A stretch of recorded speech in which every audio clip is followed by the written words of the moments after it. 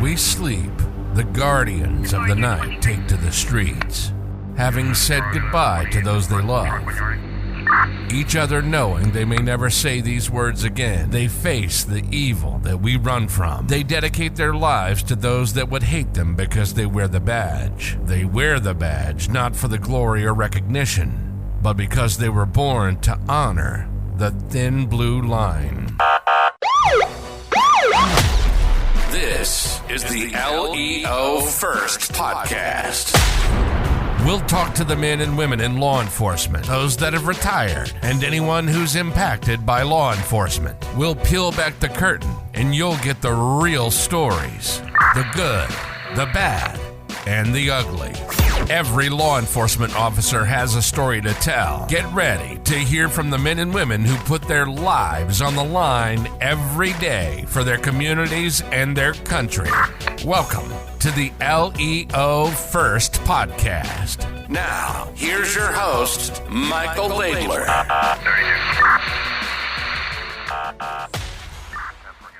Hey everybody, it's Michael Laidler, your host of the LEO First Podcast, and I'm coming to you live. Like I said, well, maybe not live, because by the time they see this, it won't be live, but in person in Alabama, specifically Birmingham, where I have been speaking at the Alabama Sheriff's Association. Now, I just finished talking to, what did I say, about 60 to 70 sheriffs at one point. That's right. Yeah, at one point. And it was pretty cool. I created a presentation called Calm on the Outside, Screaming on the Inside, essentially designed to highlight the changes that they have coming up in Alabama, because when they brought me in to speak, they were like, hey, we have a lot of stuff going on in 2026. All of the officers are going through elections, but also the executive branch in the state is going through a lot of major changes as well. And it was like, they just wanted some information, some motivation, some inspiration on things to start looking for, because we all know, especially in the sheriff's office type of business, you can't be last minute planning, because it ain't like you could just show up to an election, or you could just show up and everything happens. Certain things you have to do to get your team ready, to get the community ready. So that's what my presentation was on. And I talked my guest into coming on to the podcast. I've been working on him since October, and he finally said yes. So I said, hey, after my presentation, let's go upstairs, or let's find a room. He found the room, and here we are. So Josh Summerford, 24 years of law enforcement experience. That's right. What do you want to talk about today? Well, you like the show to be organic, so I assume we're going to talk about leadership and law enforcement leadership and some of the organizational changes that you talked about today when you spoke to the sheriffs at this winter conference. Yeah. So tell me, all right, so I talked a lot about change. That was one of the things that I really hit on, obviously. That's what I was brought in for nearly 3 hours. What kind of changes do you create or going to create as a deputy chief? So the sheriff and I both really like things to change and be progressive. We don't like to change things just for the sake of changing, but we're changing all the time to improve things, to have better technology, better equipment, make our personnel safer. But a big thing is a lot of time in government, even at a local level like we are, we find processes that we see that, hey, that's a waste of time. So how can we streamline that or make that more efficient so that our deputies or corrections officers aren't wasting their time doing repetitive work? And that makes sense. The fact that you're kind of on that track already, because in the green room prior to the start of the show, we talked about 24 years of experience, and you're one on like your fourth agency now? That's right. So tell us, just run us back, like what are the 4 agencies that you've worked, including Cherokee County? So right out of high school, I became a reserve deputy at the DeKalb County Sheriff's Office. 18, fresh. That's right. And then shortly after I'd been doing that, I went to working in dispatch. And so I worked at the DeKalb County Sheriff's Office for about 5 years doing dispatch. I was administrative assistant to the sheriff, to investigations, and really I learned a ton of stuff during that time about how a sheriff's office operates, because I was always with the investigators or the chief deputy or the sheriff, so that was a very educational time. And then after that, I went to I was at the DeKalb County Sheriff's Office for about 5 years. Went to a small police department in the county for about a year, and then ended up going to work at the district attorney's office, which was a really big deal. My heart was really into criminal investigations, and so when the district attorney at the time gave me that opportunity, that was pretty exciting. So I went to work there as an investigator, and eventually became the chief investigator there, and was there for almost 10 years in the DA's office. That's a little time. And then I only left there because Sheriff Shaver, you know my sheriff in Cherokee County, he asked me to be his chief investigator, and so I left the DA's office to go do that.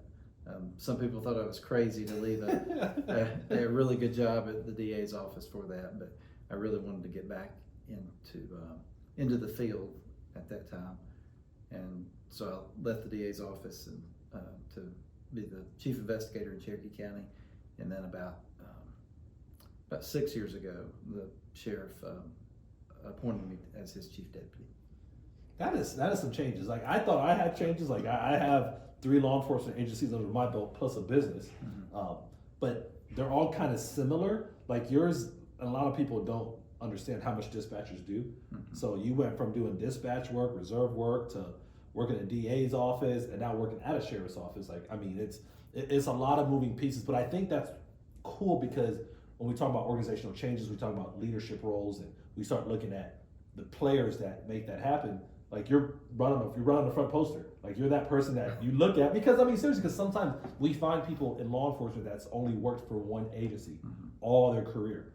And sometimes when there's big monumental changes, or there's even minuscule changes, they're like, oh crap, like what am I gonna do? Versus you, like you've made decisions like, okay, I know I have a passion in this area, but my passion over here to get back in the field, like you said, is even stronger. So when you're going through this change of career, like what kind of processes did you take back then to kind of like help you kind of push yourself to actually leave the cushy DA job? No. Well, you know, I think like starting out, and we talked about this earlier today, maybe I was too extreme, but starting out, you know, I felt like I was a nobody, but I don't think my administration treated me that way, but I wanted to work hard and prove myself and do the extra work and extra duty so that they would recognize my hard work, and I would be promoted from that. You know, I remember when I was a new deputy, or I actually remember when the first sheriff that hired me, I didn't know what the job paid. I didn't ask what it paid. I didn't care what it paid. And then, but I remember as a young patrol deputy, you know, I would work my shift, and then I would stay out and work with the next shift that came in just because I loved it. It's old school right there. And so I just loved it. But you know, I always try to constantly better myself. You know me well enough to know that I'm really never satisfied with okay, I've done this, so I'm good. I don't need to do anything else. I mean, I learn every day, and whether it's I learn a lot from coworkers, and I learn from young deputies. Of course, I've got great mentors around me, and whether it's coming to a conference like this or doing a class that I seek out, I just think it's important to not stop learning, because I feel like some people may get to a position and think, well, that's what I wanted to do, and so now I've arrived, and so I'm done learning and done improving. And it's crazy how the leadership cycle works, because based on what you're saying and based on what I heard and based on my understanding of you, you just don't sit around idle. Like, you're not just you don't. But like what some people don't do, like, you're not just a teacher, you're also a student. Like, meaning that you don't just say, okay, I'm gonna put on a retreat, I'm gonna host these classes. You also get involved. Like, you're coming to these conferences. You're FBI NA grad. Like your things that show that you're still willing to learn, even Right. at this level. And some people that are watching that might be chiefs or might be sheriffs already or warriors are like, well, it's only probably because he's second in charge. Well, no, not really. I mean, your Sheriff Jeff, he's all over the place, but he's doing the same thing. So that's great to see that learning mentality. And I think sometimes people undervalue what the leaders of their organization are doing, because what you're doing, when they're just not telling people what to do, you're also leading by example and participating. So the people that are following you, they can't say, oh, well, Josh didn't do that. And it's like, well, I'm at these conferences, I've done the FBI thing, I'm taking these training courses, so you're continuously learning. So how have you seen that impact like the deputies or the lieutenants or sergeants like around you at Cherokee County? Yeah, so I think all of our younger deputies especially seem to really desire training. They're always looking for training that they want to go to, and we try to make every opportunity possible to send them to training, and they really seek that training. And we're training's important to the sheriff and I. You mentioned him, but he's been in the business now for 44 years. Going strong too. Going strong. He is going strong. He I got to is. give him that. Like he's a beast mode. So I don't know how many of the sheriffs are going to watch this or how many people are thinking about it. The Jeff Shavers in Cherokee County, that he is definitely someone I can, if I was in the sheriff market that I wanted to be one, that would be someone I would want as my mentor. I agree, and I think his colleague sheriffs in Alabama, they very very much respect him. Just a couple of years ago, they awarded him, named him Sheriff of the Year in Alabama. Easily. And he's a hard worker. He's not the type of guy that thinks, "Well, I've been doing this a long time, so I'm going to sit back and relax in the corner." That's not him. He works every day. He's at the office, pops in at night some, pops in on the weekends, and about learning, he's always seeking to learn something new also. So he's a good mentor to me, but I think he's a good mentor to some of the other sheriffs in Alabama also. I could see that. And it was cool because even talk about a real life example. One thing that he did earlier, and I know you weren't paying attention because he probably does it all the time. I was putting out index cards like just during one of the breaks, and he was like, "You need help?" And he was dancing, like he was walking towards it with his hand, like he was like, "Hey, you want me to just help you do like handouts?" That's right. And like you said, he's not sitting in the corner watching. Right. So when I think about leadership, like I think about what he's doing, and then obviously you see what he's doing, then you're transferring that to the other people you're working with. It's very impressive from an outsider's view, because you don't see that all the time. You don't see two cohesive individuals putting their mind together and just kind of flowing off each other. Like, what is the left and right hand doing? They actually know in this case. Right. Like the deputy actually knows what the sheriff's doing, and the sheriff knows what the deputy's doing. So I think that's really cool when it comes to leadership, because not everybody always has that kind of positive relationship with their leader.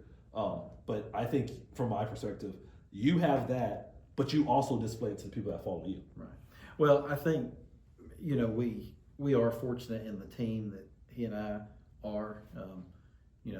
I know sometimes, number one and two of any agency, not just in law enforcement, sometimes you see it on the national level between president and vice president. Yeah, that's true. And aren't always cohesive, but he and I work great together as a team. There's things that I'm not good at that he's good at, and there's some things that I'm better at that he gets me to do. But we're always on the same page. 99.9% of the time, I know exactly what he's thinking and what his vision is and what he would do, and so I feel like we're a really good team, and he's put a lot of trust in me, and I'm grateful for that. But I love what I do. It's I would not want to be chief deputy for just anybody. Fair enough. And it works out well for us, I think. So, how does some of this, obviously, from my perspective, your professional life, it seems very good and solid because you have a good relationship with your leader and the people, most of the people, because you can't please everybody. Most of the people that follow you, they seem like they have a good relationship, or at least you have the door open enough Right. But, hey, if y'all want to come and talk, you may not get the answer you want, but you're going to get the answer you need and you deserve. Yeah, the sheriff and I, both of our, doors are open, literally, not just figuratively, and people know that they can come talk to him or me, or but like you said, everybody doesn't always like the answer or the advice that you give, or the decision you make. But Correct. We're transparent, and we tell people all the time, hey, we can't explain every decision that we make because there's sometimes not time, and maybe you don't have to know. But I tell them all the time, if we do something that you think, oh, that was dumb, why would they do that, or we make a decision that upsets you, come ask about it, and we'll tell you, the thought process or why we did it, and you can still be upset about it, but at least you'll know how we arrived to make whatever the decision was. Just like the video we watched earlier, you don't have to be liked. You can be likable, but as long as you respect them and like you give them the opportunity, like, hey, part of good leadership, and this is my opinion, part of good leadership is telling people the truth. Right. It's actually coming out and not telling them what they just want to hear. Tell them, like, this is what's going on. This is why I made this decision. This is why. And sometimes some decisions we make it on the information we have. Right. And if that person at least comes to you, they may be able to give you a reason why. And then that makes you as a leader like, oh, I didn't know you had all that going on, or I didn't know this happened. Now that you told me, it allows me to be more open, even my response. But unfortunately, some people take the road of, oh, he's just an a-hole, or he's just being mean or rude. He don't understand. Right. Obviously, you don't understand if you don't know. And I think that's sometimes that communication gap that even followers fail to utilize, because with an open door, if you don't walk through it, then the door's just open. Right.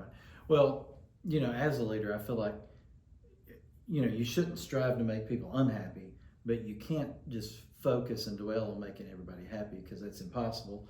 I know you're a John Maxwell fan and coach, but I saw he said, he was speaking the other day, and I saw it, and he said something that I really liked. He said, I'm here to help people, not to make people happy. I'm not a clown, I'm a leader. Mm. And I thought, well, that's really good. I mean, like I said, we don't try to make people unhappy, but you can't, people are always going to be upset, over a promotion or just anything. If you've got a promotion to corporal and you've got 10 applicants, well, 9 people are not going to. Yeah, somebody's going to be upset. Right. So, anyway, I thought that was a good Maxwell quote about leadership, and but that that's our goal, is to help people. Correct. To build people, to develop people. And when I was chief investigator, I tell people all the time, hey, I want you to be a better investigator than I ever was. Correct. And so that, we try to develop our people to be good supervisors, and they're good at whatever their job is, and and hope that they far exceed any of the work that I ever did. Mm. So you're the second in charge of a fairly large office, and obviously comparatively as far as like the state goes. It seems, from my perspective, that you have a good professional relationship with most people in your organization. How do you think that translates to home life, as far as not having as much stress to take home? Well, I think for me, our home life is public safety and criminal justice. Well, yeah, but I mean, I'm saying, but even so, I know both of you guys are involved in the criminal justice system, but even then, you see people that aren't flowing as well. Right. So how do you think, like, the fact that you can, if you carry things home, it's not as bad as like maybe people in other circumstances? Yeah, so, I know people, certain things stress people. Sometimes people are overwhelmed by the job in law enforcement. I'm not saying this is necessarily healthy, but like for my family, it really is our life. As you know, my wife is a prosecutor. She's district attorney now, and so our jobs go so hand in hand that she knows the people that work at the sheriff's office. I know all the people that work in her office. We're a small enough place that we know everybody that works in either office, and big crimes or big things that are going on, that's what we're dealing with. If something really bad happens, I get a phone call, but her phone's also going to ring a few minutes later. So you're like, oh, there it goes. Right. So, it's really a passion for us, though. I mean, it's,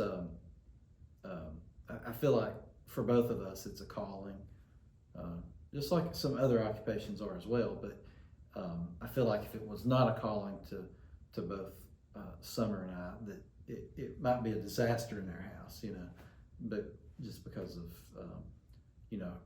her job's very stressful. That's absolutely district attorney, but I think it would be a disaster if we didn't feel like it was our calling to try to help people in the capacities that we're in.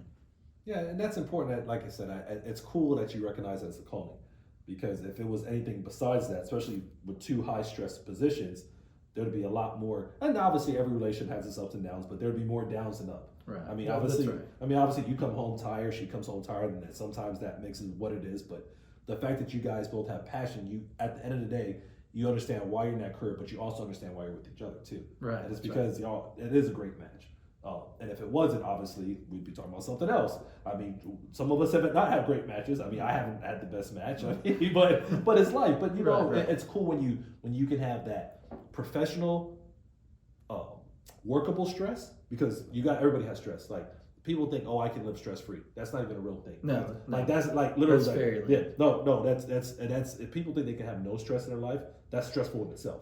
So like studies show that there's a healthy amount of stress, and I think, from my opinion, is that you guys have a healthy level of stress between you two, at work and at home. So, which is good. So, what are some things you do when you're not at work that you utilize as like ways to de-stress? So, my wife tells me pretty regular that, hey, you really need to find some more hobbies. But I don't have a lot of hobbies, but we do like to travel. Mm-hmm. We especially like to go to national parks. We have a 3-year-old now, so that's slow down. Let's a little slow bit, the hiking trips down some for now. So that's our big focus. Obviously, we're both involved in church, and but she recently bought me a set of golf clubs. I've never played golf at all, so not me. That was a big hint. So. but that was in the summer, and so somebody I work with said, "Hey, we should start playing." The excuse then was, "Oh, it's too hot. Let's wait till it cools off." And then we're in Birmingham today, and I think the high is 20 degrees. So, that's too cold. That's too cold. Yeah. So that's not working out real well. So no, that's cool though. Yeah, because hiking, and I don't know, maybe I mentioned to you, there's a guy, FBI NA grad, Michael Laidler, and he created a nonprofit for law enforcement where they go on hiking trips or backpacking. But one of the things he has been doing is he's partnered with FBI NA. Mm-hmm. So every quarter, however often they have classes, one of those weekends he'll take them on a hiking trip. Oh, yeah. So when you say hiking, it's kind of cool because he's offered me a few times. So I told him I was busy in November. February's too cold, and I think he has one in May and August because he's been doing them every year. He has them scheduled every quarter. So when you say hiking, I think about that, and it's actually, hiking is, to me, because I've done some hiking, not extensive, but it is therapeutic. Right. Because you're outside, you're getting fresh air, you're walking, so you're exercising, but you're also seeing just life. Right. Well, and for me, I love it, but most national parks, especially when you're going hiking, you don't have phone service. And so I am not going to cut my phone off. That is not me. I'm going to be, if the sheriff needs me or if one of my people needs me and needs to ask a question, I want to be there. And so I'm not going to cut my phone off. So sometimes going to a national park forces that because there's not a lot of phone service. So that's what I'm going to add. Like, I know, seriously, that's what I'm saying. That's the cool, the therapeutic side, because you have no choice. Like, you can't stop nature. Right. Like, you can't say, well, I need to build a cell tower so I can walk this extra 5 feet. Like, so it almost like you look at your phone and you see no bars, or you see it says SOS only. You're like, well, that's nature. I'll be back in 30 minutes when I round this corner. But you're right though. It does force you to really like reset, because if you're like me, or like most of the viewers, we find ourselves around our phones all day, 24 hours a day. Sometimes we wake up to it. A lot of times we go to sleep to it. So just something like hiking is so cool because it allows you to literally pull away. So hiking, golf, anything else? No, and I'm not saying I am probably not the poster child for hobbies and stepping away from the job. But like I said earlier, I really feel that it's a calling. At a very young age, I knew that I wanted to be a deputy and wanted to be an investigator, and so we're just plugged in. And you're 25. You got to be plugged in. Yeah, and again, I just want to be there to help people, and so that's my focus now. So if people are looking to reach out to you, whether it's just Cherokee County or they just want to know more about Josh Summerford, what are some avenues? What are some ways they can find you? Well, I'm on Facebook, just a personal page on Facebook, and LinkedIn. I'm on LinkedIn. My daughter recently created me an Instagram account. I know, I tag you purposely, Justin. That's right. But you do answer. It's like you don't really have anybody on there, but every time I tag you, you're always there. Yeah, it's a new account. Yeah. And then the sheriff's office, we have a website that you can reach me through that, or it's Cherokee County ALSheriff.com.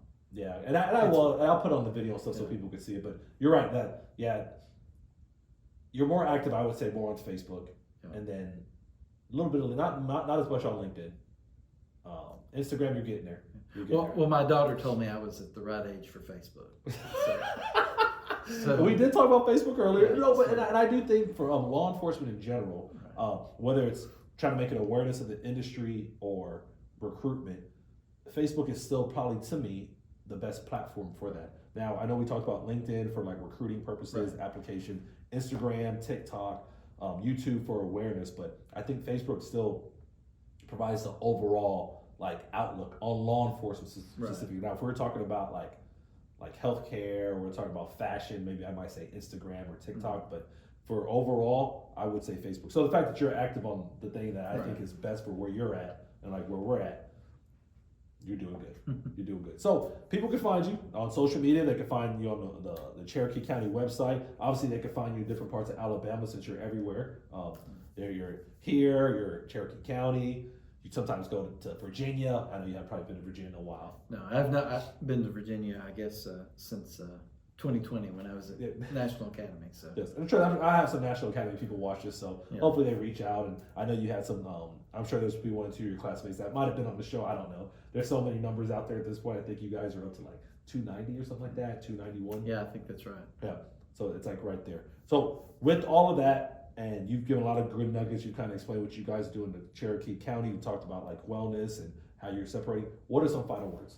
Well, something I was thinking about just the other day was that there's a lot of conflict in the world, whether on the global level or the national level in politics or local level or even personal relationships. And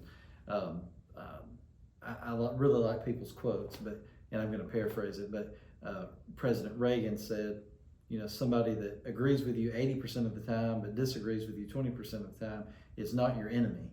And I feel like most things we agree with, probably more than 80% of the time. So there's just a really narrow scope of things that most people disagree on, that sometimes in relationships or cause divorces or cause people to leave a job or whatever. But I feel like that was a really good token of knowledge from President Reagan that we agree most of the time. And so just because we may have a disagreement on one item shouldn't make us enemies or make me feel like you're a traitor in some way. So.